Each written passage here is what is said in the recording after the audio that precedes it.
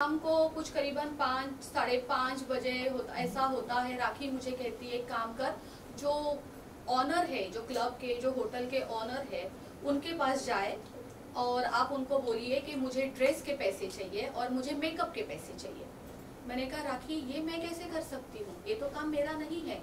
पहली बात राखी, आप लोगों ने क्या डील की है ये तो मैं जानती ही नहीं हूँ कि आपके डील में क्या क्या लेना होता है, देना होता है। आपका प्रोफेशन ही नहीं मुझे पता है।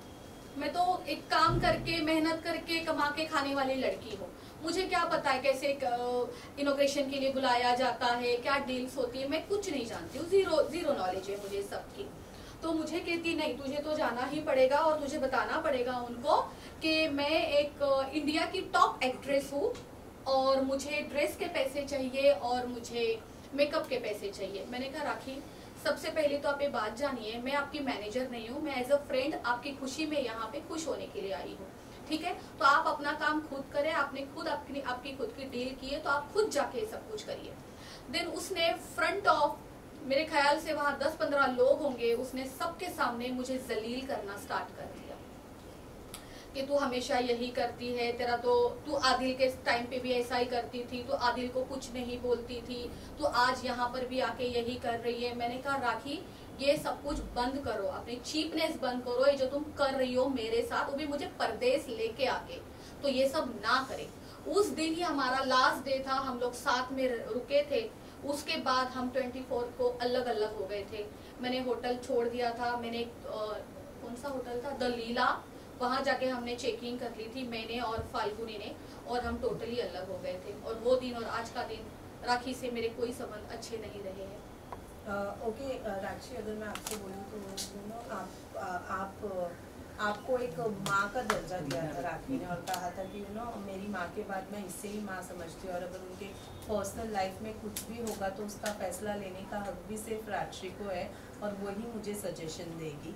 तो मैं डेफिनेटली जानना चाहूँगी कि आदिल ने एक इल्ज़ाम लगाया है, वो है राखी जो है उनकी माँ के मौत के बाद बैठकर बिरयानी खा रही थी, उसका इल्ज़ाम, और वो उन्होंने कहा है कि वो आपके साथ बैठकर खा रही थी। इसके पीछे की सच्चाई क्या है?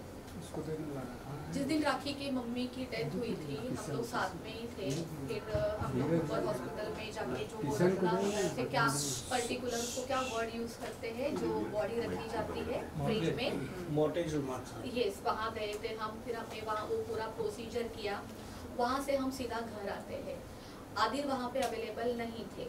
आदिल हमें मेरे घर के नीचे मिलते हैं, फिर हम सीधा ऊपर आते हैं। फिर भूख तो सभी को लगी हुई थी। फिर ये मयूर है, मेरा भांजा है, मैंने इनको बोला था खाना ऑर्डर करने के लिए, तो इन्होंने बोला था वेज या नॉन वेज। तो आई सेड वेज ही खाएंगे, क्योंकि देखो हम कोई भी हो, ऐसे ज़रूरी नहीं होता है कि गरीब अमीर नॉर्मल और हिंदू मुस्लिम, ऐसा कुछ नहीं होता है।